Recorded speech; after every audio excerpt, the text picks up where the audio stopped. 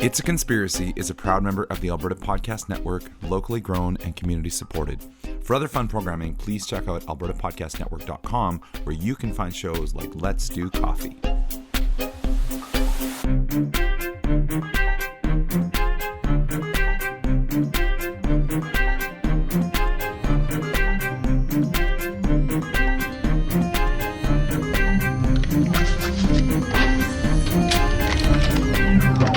Okie doker, this is season 5, episode 13, Large Blade. Welcome back, everyone, to It's a Conspiracy. This is the podcast where we lay out the beliefs behind selected conspiracy theories, alternative accounts, legends, myths, and more. I'm your host, Andrew, and I do not claim to be an expert on anything we're going to discuss today. And we'll probably be wrong about everything because I wrote this one from my phone, true story, while having a toddler blasting the Octonauts beside me. So hashtag challenge, hashtag Octonauts, hashtag Captain Barnacles, hashtag Calico Jack. I don't know what this stuff is that you're saying. Hashtag Octonauts for life. You don't know who Calico Jack is? No. Quasi's long lost uncle? Sorry, just quick interrupt you here for a sec. Sorry. Calico Jack is actually Quasi's grandfather. I didn't want to get emails about it, and yeah, his grandpa, his papa, grandpapa. Hope that's not one of our subjects. If you'd like to see where we got the deep dive pressure suits we're going to discuss today, then please do take a look at the notes in the episode description. Charlie is all about getting things tight and snappy.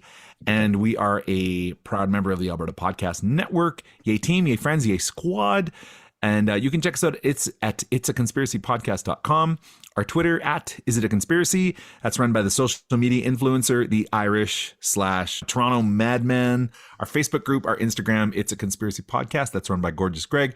Our email, and of course our Patreon page, patreon.com/conspiracy.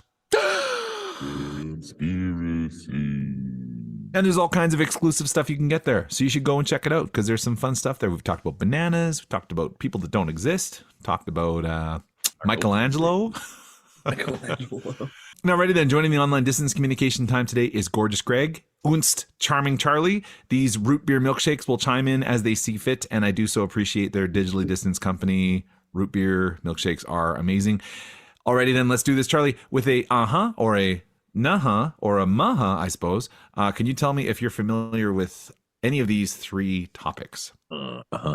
Okay, number 1, Planet X. Okay, number 2, a Charlie Scream Monster of the Week featuring Charlie Scream. Yeah. Okay, and number 3, is broccoli even real? Okay. I like this already. Now, subject number 1, Planet X.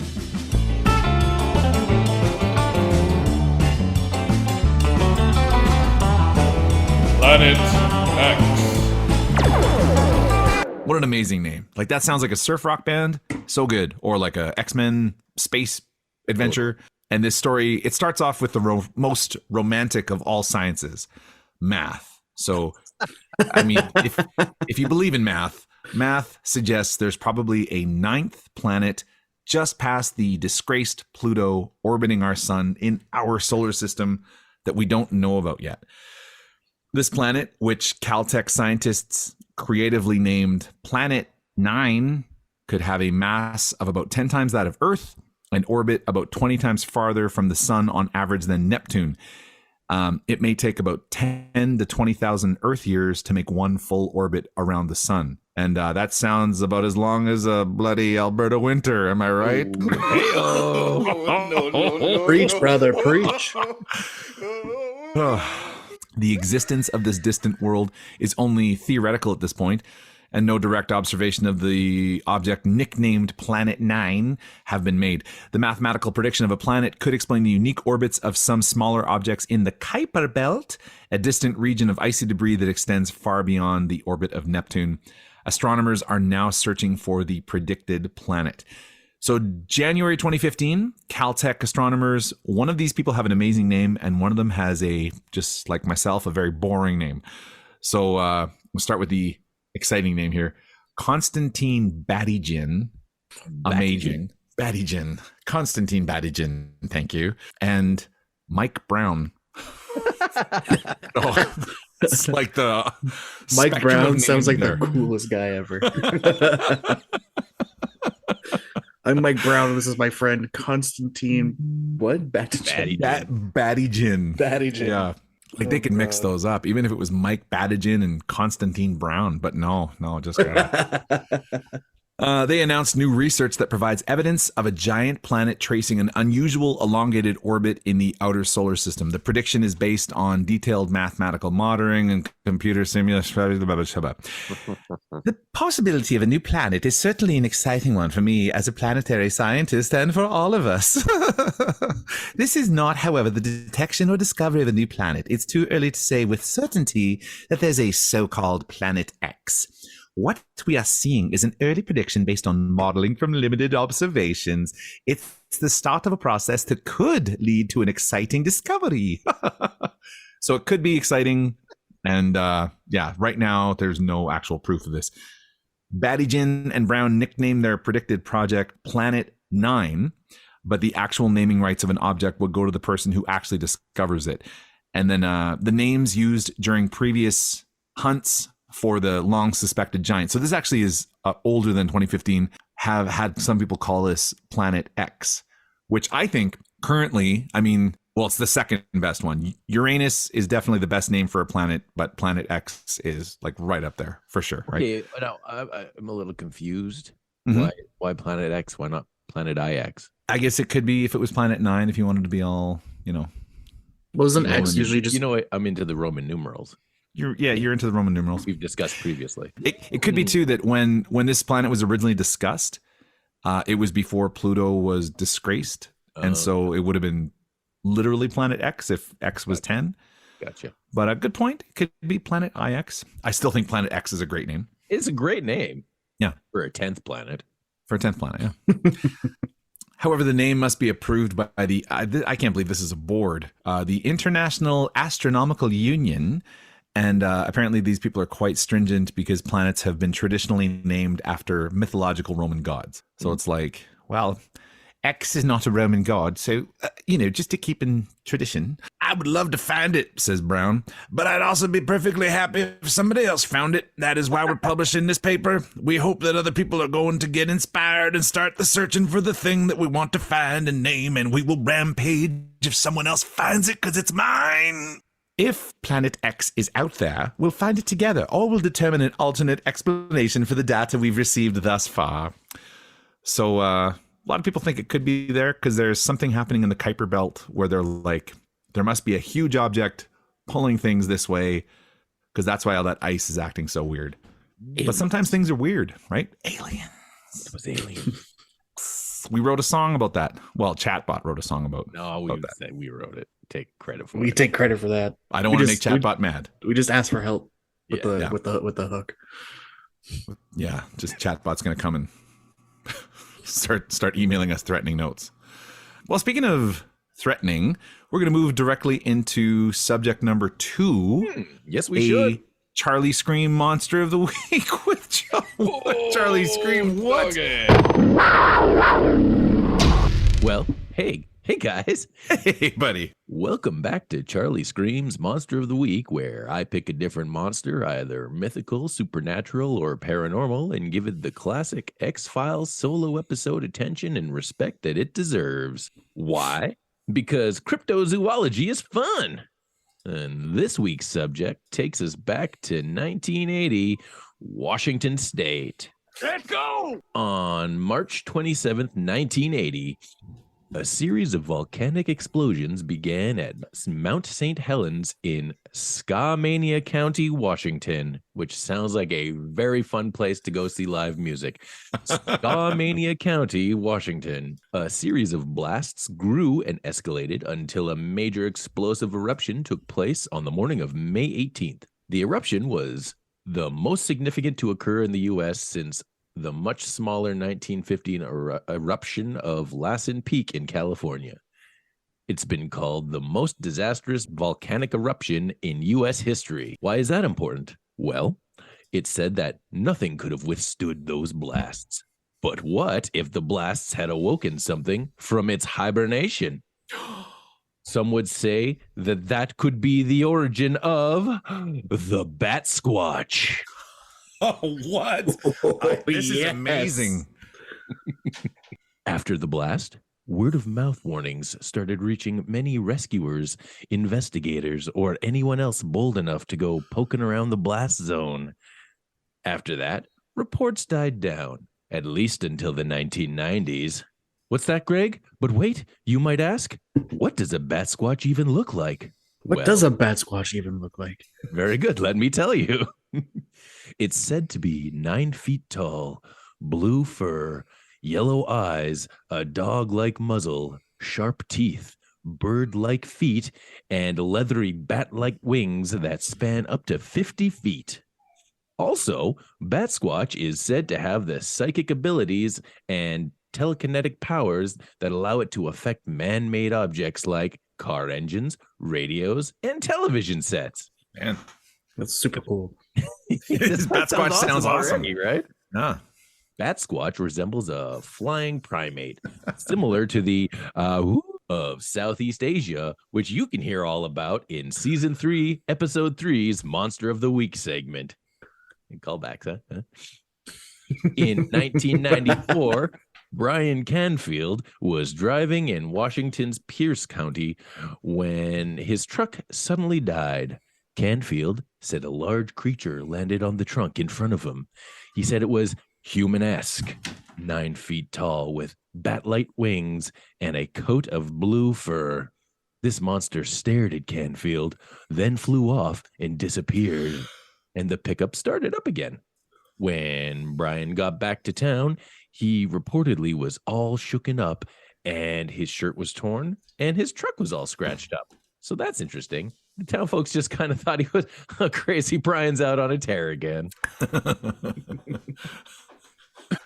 The next time Batsquatch pops up was reported in 2009 near Mount Shasta in California, where hikers witnessed a huge creature with leathery wings spanning that of 50 feet. He flew out of a crevice in a mountain. At first, an eyewitness described the creature as having a head similar to a pterodactyl. However, upon reconsideration, he thought about it. The witness claimed that it was more akin to a flying fox bat. It said... You like the idea of a flying fox bat? I sure do. Like a normal, everyday flying fox bat, no problem. It's a fox bat. It is said that a witness allegedly took several pictures of the creature, but I guess never had them fully analyzed, so nobody else got to see them. In June 2011, a different witness was in his yard walking his dog. He went to pick up the dog when he saw something in the sky, and he said the following: "I saw something flying in the sky. It had bat wings, blue fur, and had a face similar to eyes glowing red. It was about 9 feet tall at the least. After I watched it, just flew away." On April 14th, 2014, at Archbishop Hoban High School in Akron, Ohio, second period Spanish class spotted a giant black mass zip by the window of the classroom at incredible speed. Oh. The class claims it was about 9 feet tall with a 20 to 30 foot wingspan. All these different sightings. Batsquatch is the official cryptid of Washington State. Yeah, that's Batsquatch. Great diabolical flying apes, Andy. Batsquatch is Batsquatch. Yeah. I want to get a Batsquatch tattoo, man. or fox bat. They're both good. The fox bat. Yeah. Just a regular flying fox bat. Fox bat over here. Batsquatch over here. That's what you do. Well, that lovely little bit of biz is going to take us to advertisement numero uno. Hop, hop, hop, hop, hop. Get ready to take the guesswork out of choosing a school. Go to Edmonton Public Schools Open House. Meet the staff and ask your questions to learn about their schools and programs. Explore your options and find the school that feels right. Find event dates and learn how to make the most out of your visit at openhouse.epsb.ca. Know before you go and feel confident and excited when you get there. And now we're all out of order here, but what are we What are we drinking? So Chunky, what are we drinking? Did you just call me? That was great. Chunky. Chunky. You just called me Chunky, pal? I called you Chunky. I just Well, got I'll over tell that you- shit. I'll tell you what I'm drinking. Rather, I'll show you what I'm drinking because I feel Fat like Chunky. showing it will be better than telling it for For you guys. Anyways, not for the rest of this podcast listening audience. Yeah. But I mean, I'll tell them about it in a second. It'll be on the Instagram. They'll get to see it. I want to show Yeah. you this little thing that I found, which is why I forced us to move the order of these segments around. All right. Looking. Oh. I'm drinking yeah. Rogue Beer, Batsquatch Hazy India Pale Ale. For years, rumors have circulated that deep in the woods on Mount St. Helens lives the fabled Batsquatch. While there are many tales of Batsquatch, they are all a little bit hazy on the details, which makes the truth such a juicy mystery. So what better way to honor the elusive legend than with a hazy IPA? Perfect for camping and potentially making a new friend. This juicy, cloudy IPA features intense tropical flavors and aromas. Yum! Batsquatch. So that's just That's it. I wish that's there a were more can. beers named after cryptids. Yeah, me too. I actually saw that can the other day and I didn't even think to buy it. Ah, See, that's a can that you buy. I mean, That's it. there could be anything in it, and it's like I'm going to buy that Yeah. at least Yeah, once. that's fair. That's fair.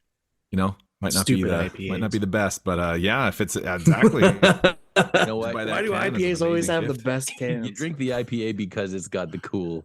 It's got the cool can. Yeah. What Well, about you, Andy? What are you drinking? I have had myself here a There Will Be Blood Orange, which I think I've talked about before on the Bent Stick. It's from Bent Stick Brewing. It's really good. The thing I liked about this is last night I was at that Robbie Burns night thing I was talking about, and kids everywhere.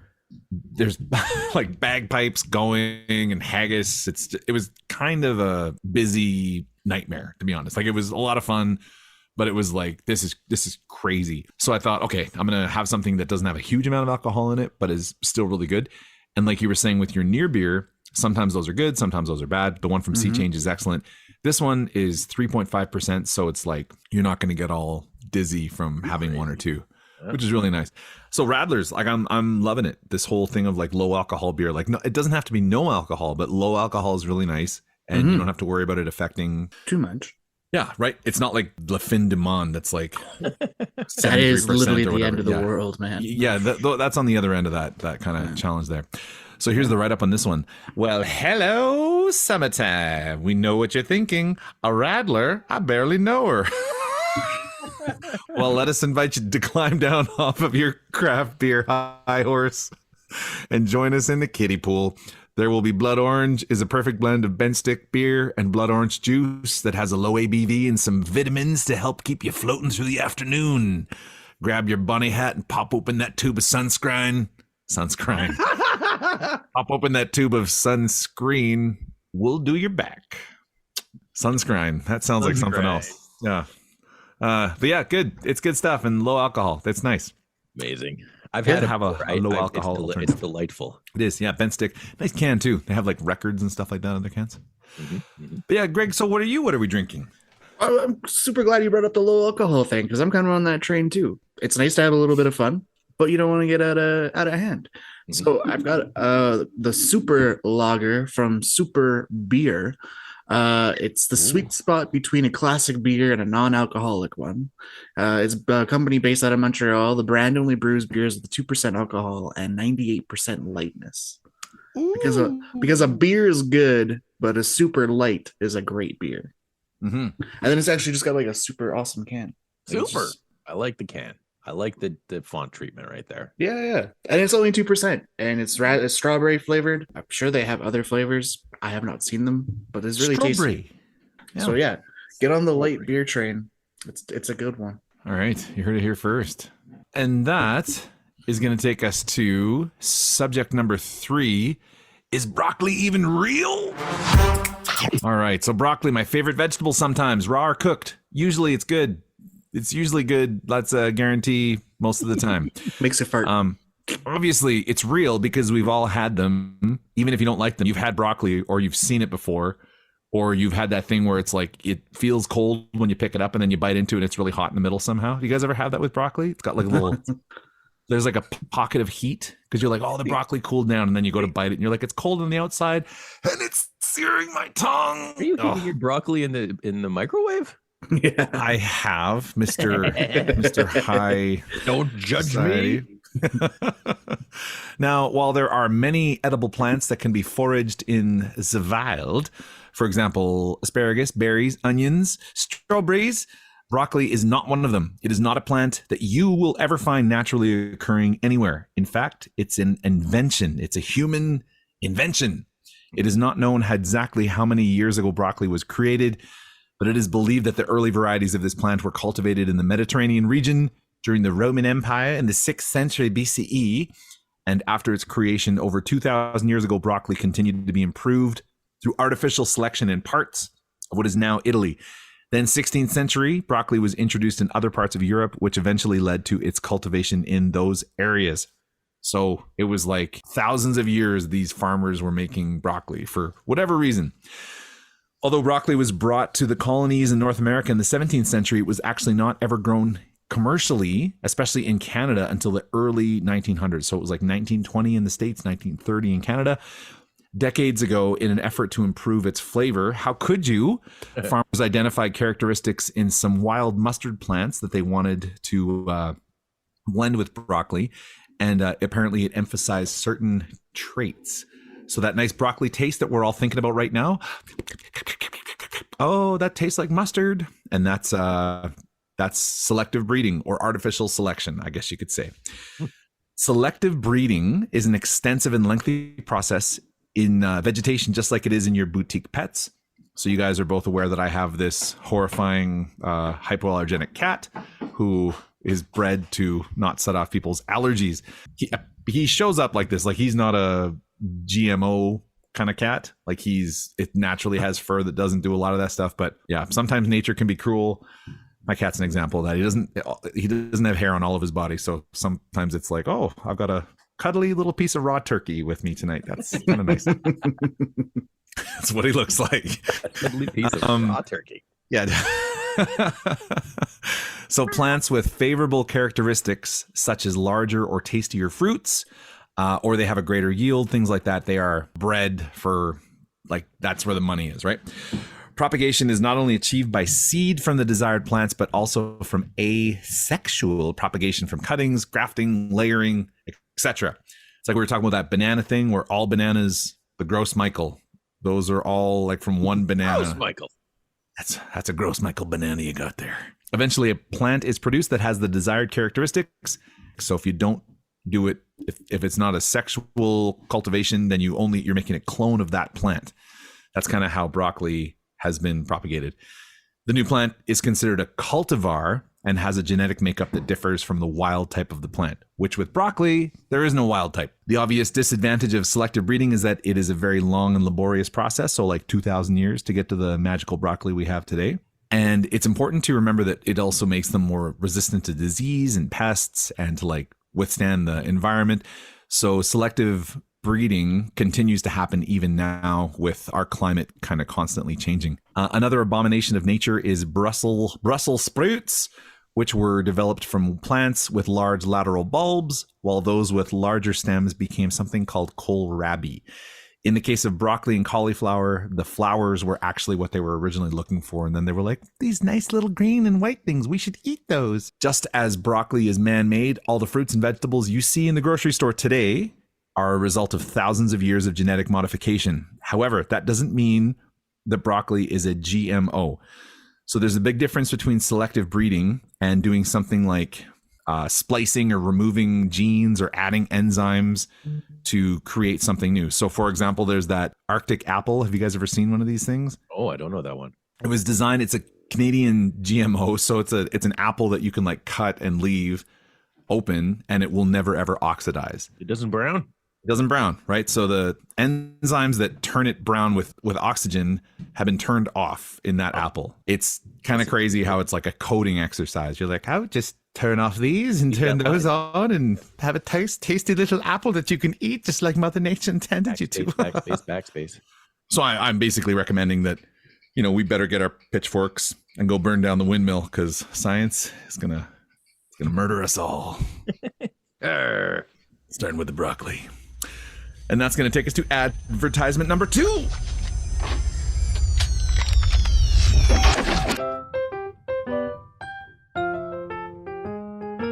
The Edmonton Community Foundation acts as a bridge between donors and charities to create a strong, vibrant community for generations to come. You can start an endowment fund yourself or with a group. Once it reaches $10,000, it can start distributing funds. Learn more at ecfoundation.org.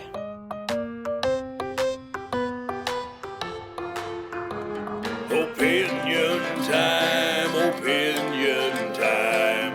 Hey, everybody, it's opinion time. Yeah.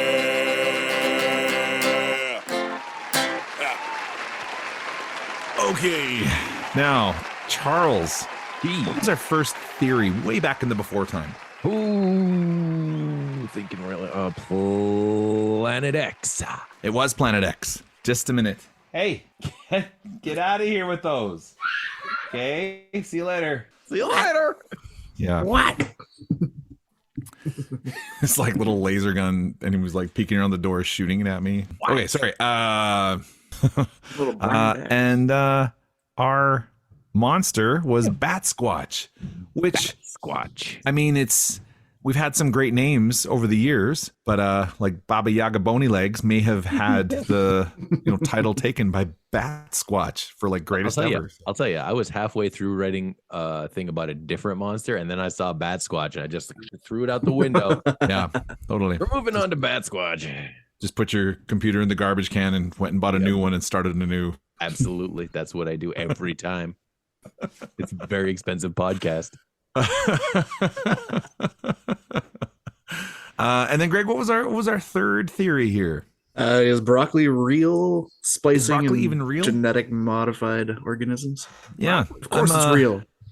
It's real, but it's not real. It's not real in like a real way. Like, Well, technically it's a mustard plant, so it is real. Like the original mustard plant still exists.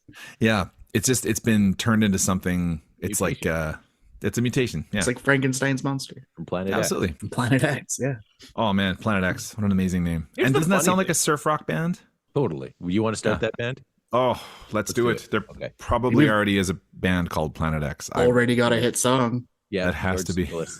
The Ballad of George Tsoukalos. We missed a trick there. That could have been a surf rock jam instead of like a little folksy ukulele thing, but that's okay. Yeah. So I guess with this Planet X thing, like, do you guys any thoughts on that? I think we should organize and go and look for it and find it so we could call it Planet It's a Conspiracy Podcast. Oh, we should find it and name it. Yeah. What an amazing branding opportunity, because it's Right? someone else is gonna get it and it's gonna be called Planet Walmart or Yeah. Let's just claim it now. It's ours. Everybody can back off. yeah. Yeah, There's dibs. that association of the naming of planets or whatever, and it's like, get off your high horse, people. Like, they haven't named a planet in like hundreds of years, so what does this society do? Well, like the last time they named a planet, it was like AE 19-X4. Yeah. And it's like 20 billion light years away. I don't remember hearing about no Roman emperor called AE-XV4. And also, like, if the new, not the Hubble, but the new telescope, the Webb telescope, I think it's called, if it can see galaxies billions of light years away, it can't see like This past thing Pluto. that's in our hiding. solar system. It's hiding. Hiding I'm behind hiding. Pluto. Don't look at me. Hiding, I'm hiding. hiding behind the Kuiper belt. I suppose so. I don't really understand, but they do say that there's something out there exerting some kind of serious gravity on this. So it's probably aliens. It's gotta be So aliens, great. man. They're gonna come soon. That'd be so awesome. Yeah, and then the Batsquatch. Like, I am down. I want it. 100%. You know, whatever the story is, and as dubious as some aspects may be, the name just means it has to be something. Mm-hmm. I want to believe. I just Yeah. my one thing though is this thing's wingspan, 50 feet. Oh, Up to 50 feet. That some of them were like 20 or 30 feet, and some were like 50 feet. But like when you have a traumatic experience, you see something in front of you, your brain kind of distorts it, right? So they're like, he was like 50 feet big, you know? Yeah. No, fair enough, but still, like, come on, let's be realistic. 50 feet. I mean, The 30 that's feet was 25 pushing feet, it. The 30 25 feet, feet per wing, I suppose. That is still We really need to that's talk huge, to a man. bird specialist and see like what the body weight ratio to wingspan is for these things. That sounds like a fascinating conversation. Can we talk to you about Batsquatch? Yeah. Hello? He hung up. Sorry. Did we? Hello? I think we got cut off there. And what are we thinking about Okay. for broccoli? Like good times, you guys? I'll tell you about broccoli. Sure. I could have saved this guy, this one person, whoever came up with this idea of making it like, oh, I like eating these random green flowers, but I sure wish they taste better. Melt some cheese whiz, bro.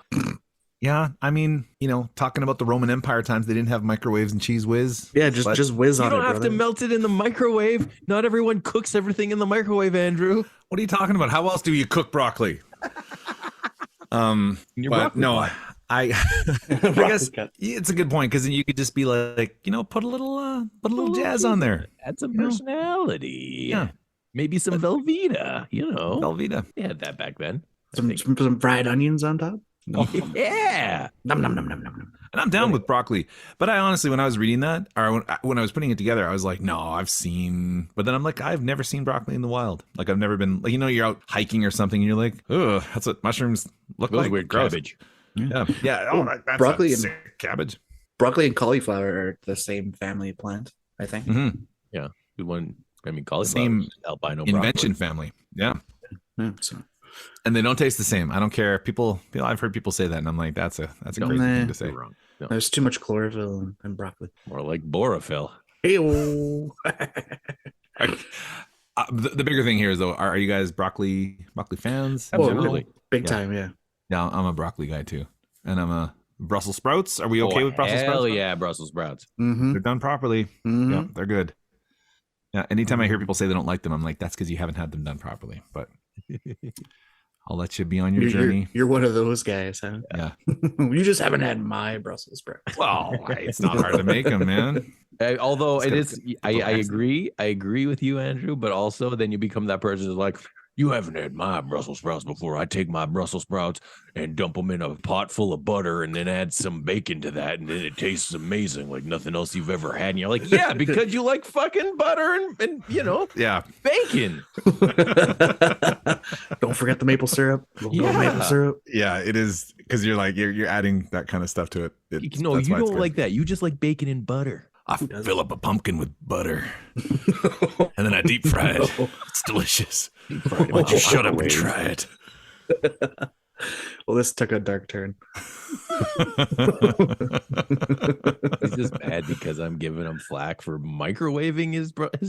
Well, I don't microwave them off, but I have had it. You know how you go to heat up a stir fry or something like after you've cooked it, and then you're like, this broccoli's a little on the cold, and there's like that lava pitch in the middle, and it's just like, why is that there, and why does it hurt so bad, and why don't other Why haven't I stopped eating it? yeah, well, you don't get that with like bok choy, you don't get that with a carrot. It's just broccoli, and that damned forever eternal. It's like permafrost, but it's the opposite. It's just like perma hot in the middle. Yeah, it makes me mad. Anyways, you guys don't know what I'm talking about. The That was pocket. the real subject. That's why Andrew did Yeah. the third subject. Stupid broccoli. It just burned my tongue eating this broccoli again. Thanks. Oh, You To think make as a it taste parent, better. you'd think as a parent he would just be happy to have hot food.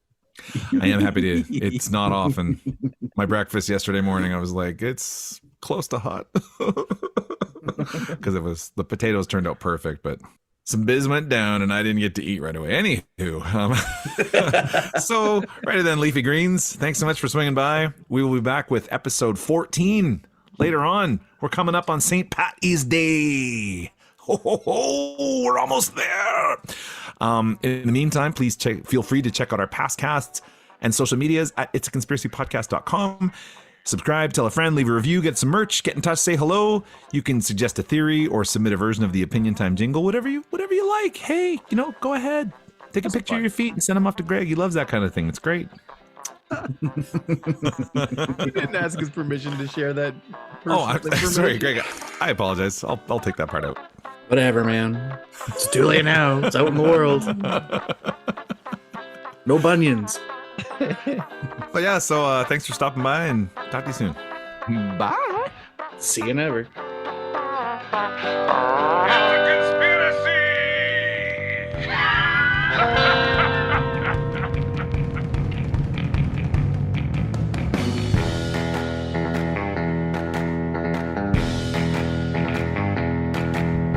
Broccoli, Planet X. Broccoli, Planet X. Batsquatch, Planet X. Broccoli, Planet X. Batsquatch, Planet X. Broccoli, Batsquatch, Planet X. Broccoli, Batsquatch, Planet X. Batsquatch, Batsquatch.